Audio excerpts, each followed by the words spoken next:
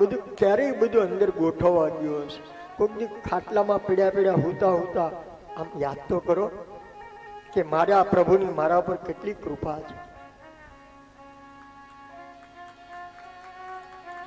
પણ આપણી તકલીફ એ છે કે આપણે કૃપા કોને સમજીએ? હારી બાયડી મળે, હારા છોકરા મળે, હારા પૈસા મળે, હારો બંગલો મળે, હારી ગાડી મળે, પેલા એ કૃપા નથી. ગલત છે, એ કૃપા નથી. એ તો તમારો કર્મથી મળે છે. ઘણા આ જન્મમાં એટલા બધા હલકાપણું જીવન જીવતા હોય છતાં એ હોય સુખી, માલામાલ હોય. શું કામ? પછી અમારી પાસે ઘણા આવે, દાદા કેટલો મહાપાપી છે પણ ભગવાનની દયા તો જોઉં. એટલે અમે એને એમ કહીએ કે તને આ ચમત્કાર લાગે, આમાં કઈ ચમત્કાર છે નહીં. આમાંથી અનાજ હાચવાની કોઠી કેટલા લોકોએ જોઈ? 1 2 3 4 ઘણા જોયો.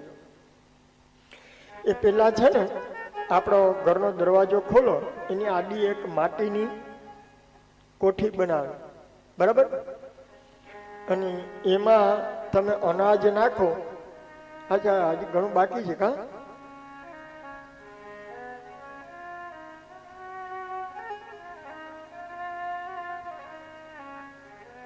હવે આ કોઠી આવી ગઈ તો લઈ લઈએ.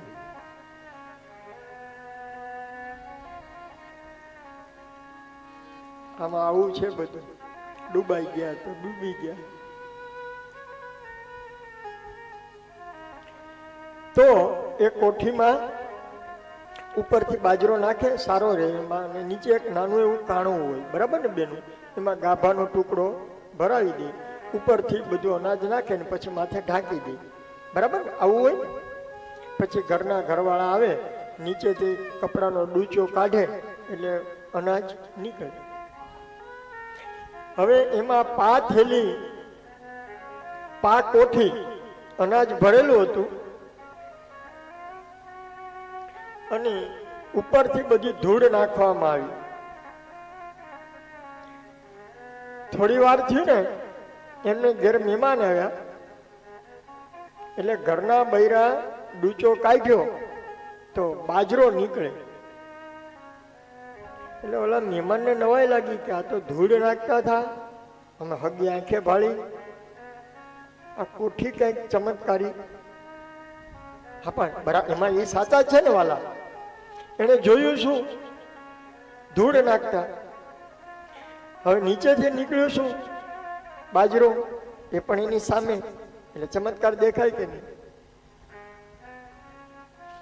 પછી બાજુ વાળાએ કીધું તું ઘડીક બેસ, આ બેનને બાજરો કાઢતી જ રહેવા દે.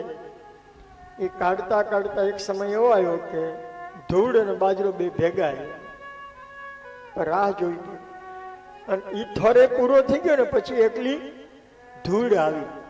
એમ ગત જન્મનું કર્મ સારું હોય, આ જન્મમાં લાવીને ખાય છે. પછી આ જન્મમાં પાપ કર્મ કર્યા છે, પછી એના પરિવારને બધાને ભોગવવા પડે. પૈસા, પત્ની, ગાડી એ કૃપા નથી. કૃપા તો એ છે કે જેમાં મારા ભગવાનની હરિભક્તિ થાય એનું નામ કૃપા કહેવાય. જેમાં મારો ભગવાન તમને ચૂને. અરે સાહેબ, એક ધારાસભ્ય હોય એને 2, 5, 10 હજાર લોકો ચૂનતા હોય તો એ બજારમાં એક વેચ ઊંચો હાલે. તો આપણે તો કોના ચૂનેલા છે? આપણે કોના ચૂંટાયેલા છે? આપણે વોટિંગ કોને કર્યું? મારા ભગવાને કર્યું. એટલે આપ મહાન છો.